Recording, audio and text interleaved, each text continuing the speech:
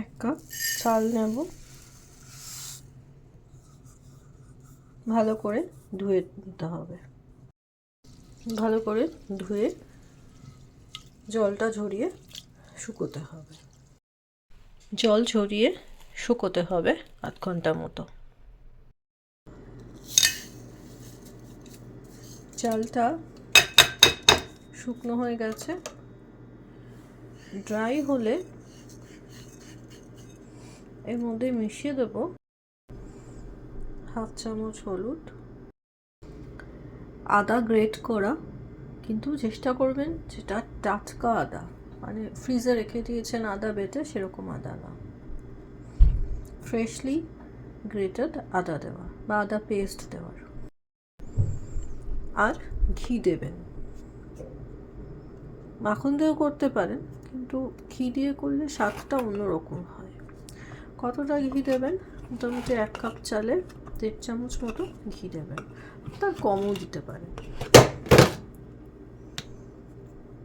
দিয়ে ভালো করে মিশিয়ে রাখতে হবে মিনিমাম আধ ঘন্টা, ম্যাক্সিমাম 1 ঘন্টা। ভালো করে মিশিয়ে রেখে দিন। তারপরে আর বেশিক্ষণ লাগবে না, শুধু চাল সিদ্ধ হতে যতটুকু সময় নেয়। প্রথমে ঘিটা দিয়ে দিলাম, আমি 1 চামচ মতো ঘি দিয়েছি, আপনারা চাইলে আরেকটু বেশি দিতেও পারেন। ঘি গরম হচ্ছে, এরপরে দিয়ে দেব কাজু বাদাম।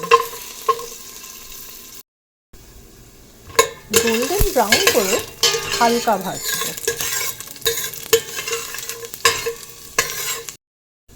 এবারে দিয়ে দেব দারচিনি, এলাচ, লবঙ্গ। একটু হালকা নাড়বো, বেশিক্ষণ নাড়বো না। এবার দেবো কিশমিশ, অল্প ভাজা হবে।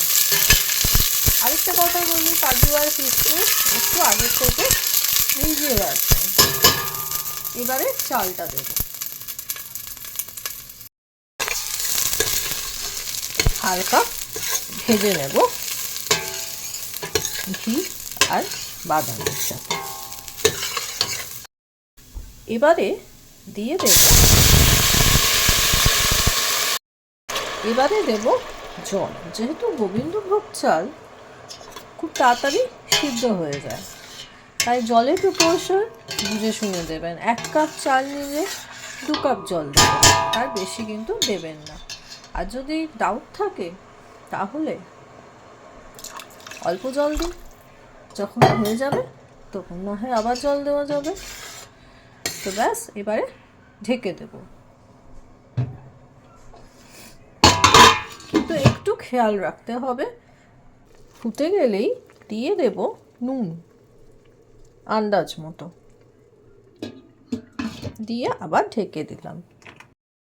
ভাতটা হাত দিয়ে একটু দেখে নিতে হবে, যেই দেখবেন হয়ে এসেছে প্রায়, উপর থেকে ছড়িয়ে দেব চিনি।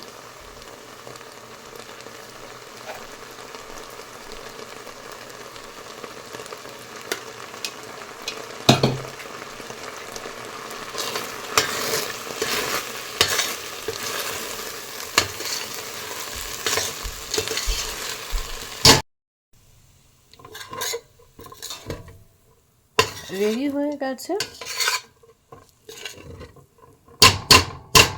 একটু খেয়াল রাখবেন যাতে ভাতটা খুলে না যায় বা তলায় আটকে না যায়।